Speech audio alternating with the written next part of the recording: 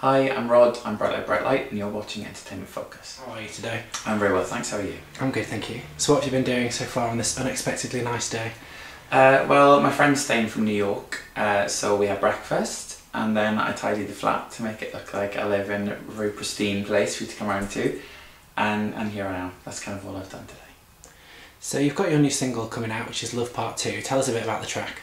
Well, the track is a track that I did with a guy called Andy Chatterley, who worked on Kylie's last album. He did 2 tracks for that with his wife Narina Palo.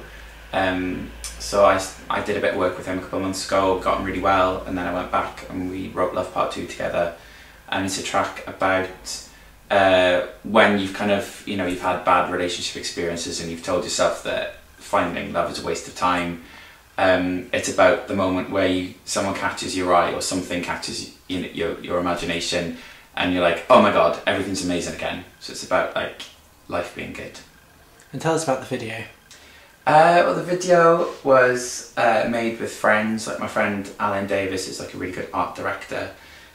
We know each other from back home in Wales, and he's since moved to London, has done like LaRue's Bulletproof video, and he did costumes for Lady Gaga as well. And then we started working together about a year ago, and he did all the art direction for the video. We did it on a very, very, very small budget and did it in his studio, got in loads of dancers and smoke machines, and tried to do something that kind of captured the feel of the song, which is like a big release of emotion. Because you keep yourself quite hidden in the video, don't you? Was that a conscious decision? I don't really think it was a conscious decision to keep myself hidden, but we wanted to make it like a mood piece, rather than just being about like, anyone's face, or whether that was like a hidden face or a exposed face. It was just kind of, we just did it, and that's how it ended up, I suppose.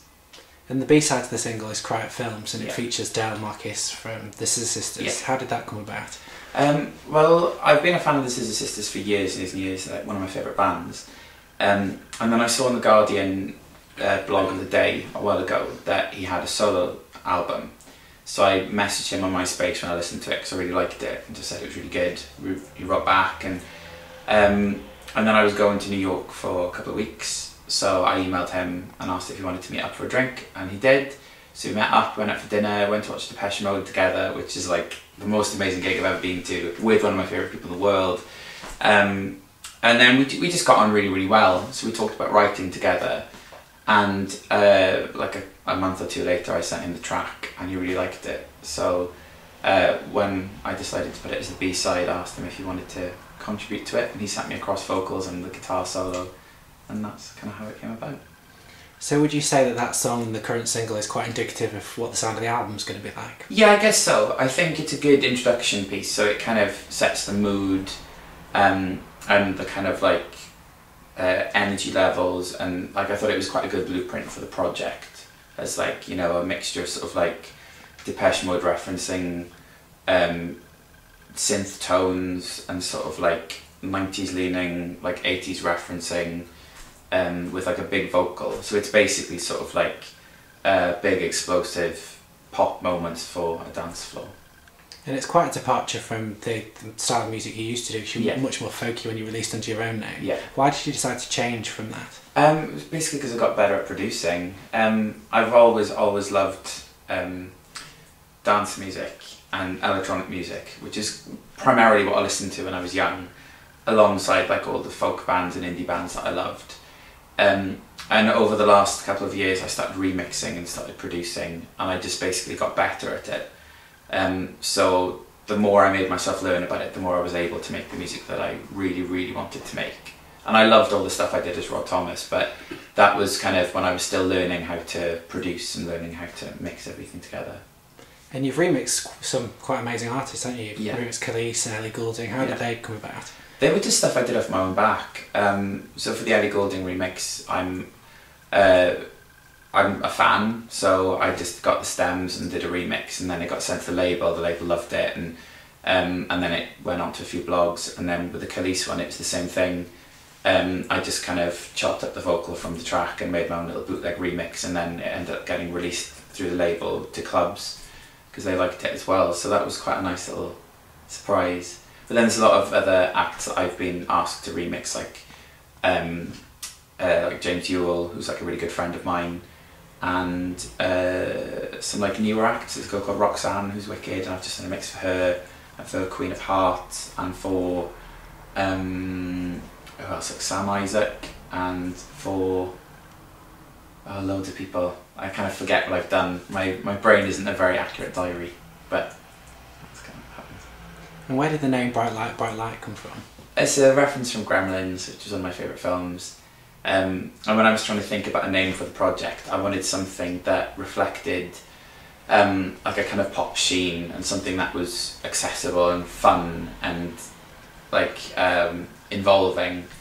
And it's the first thing that popped into my head. I don't really know why, but it kind of stuck. Because that's what I got from the video, because there is the bright light, so it's kind of like you're symbolising your name in your own video. Yeah, I hope it's not too like literal, but yeah, it's like I wanted something with energy and something that reflected my personality, which is, I'm a little bit dramatic, and I like having fun, so I wanted it to be part of that. And you're signed to Pop Justice Hi-Fi. Yes. How did all that come about? Kind of randomly. I emailed Peter a new word to say when I released it as a free download, and he really liked it, and so we started emailing, and then we met up and got on really well, and then he mentioned the label. I obviously love Pop Justice, I've read it for years, and thought it'd be a really nice fit because we got on really well, and then I met everyone else involved. They're all amazing, they all care loads about music, and the most important thing to me as an artist is like a team of people that love what they listen to and love what they do. So when I met everyone, I just thought it was a really good family to be part of. So when can we see you playing live? So this Wednesday, the 22nd, I'm playing at the Lexington, and then I'm doing a few DJ slots in October, and then I go on tour with Ellie Goulding in October, November, so 28th of October right through till 26th of November. That's when we'll be doing live shows, and then there might be one or two in December as well. And what can we expect from a typical Bright Light performance? Wednesday's one's going to be a bit special, so we've got an extended lineup, and we've got like backing singers. So that will be more of like a kind of show, I suppose. But it's usually quite upbeat, quite fun, and quite like dance friendly. So it's usually like a good show, I hope. And which part of your job would you say you love the most? Is it the creative side? Is it the performing? I think it changes. I used to really, really love the live stuff a lot more than the creation of things. But I kind of love everything in equal measures now. Like I really like doing the remixes. It's quite nice having a starting point and being able to mess around with someone else's vocal. I really love the writing part, especially when I get to look at people like Andy, or like I write with James as well. And it's nice bouncing ideas and getting new starting points and new directions to take stuff in. But I do really love the live set. I'm really looking forward to the Ellie tour. I'm really scared, massive venues, but yeah, it's cool. I think I'm really lucky that I like most of the aspects of what I do, other than the admin.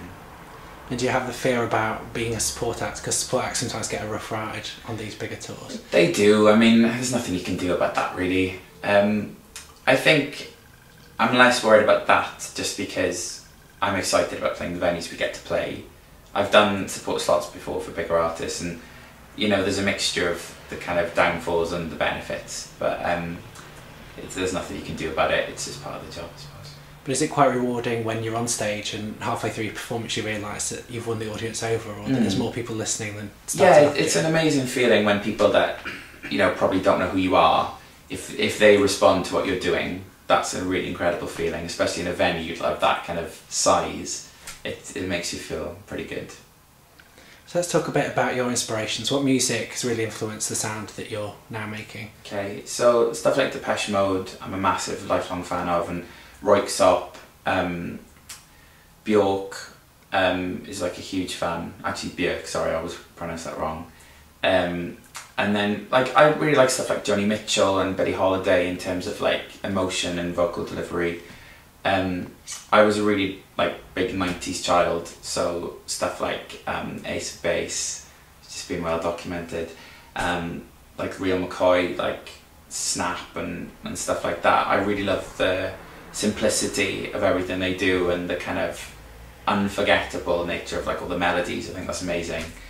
And then these days people like Filthy Dukes and Royksop, lots of dance stuff, and then also people like Laura Marling as well. So I'm kind of a weird mixed bag, and I don't really know how that reflects in what I do, but I did an English degree, so I think I'm quite like a literary person when it comes to listen to music. So I kind of listen to stuff and try and work out what I think works about it, and why I love it, and then sort of try and keep that in mind and like learn from people's successes. So let's just get back to the Ace of Base thing. I did read that before I came here today. Yeah. And what is it about Ace of Base?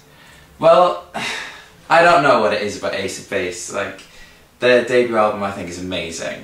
They're just really fun. They're really of their time, and the songs are really, really fantastic. Like, they're just really well written, very simple pop songs. I'm not saying, you know, they're like seminal storytelling pieces, but I think like their early hits are just fantastic, and every time I DJ them people go absolutely mental. Okay, so the last question, what else is coming up for you in 2010? 2010 is pretty much about the single and the Ellie Goulding tour. I'm still like doing lots of writing and remixing, so we've got something special coming up just before the Ellie Goulding tour. I've kind of been working with lots of different artists, lots of different directors for the project, and we've been commissioning like a different video for every track on the album. So we're hoping to get something ready for the end of the year, just as, you know, a little surprise.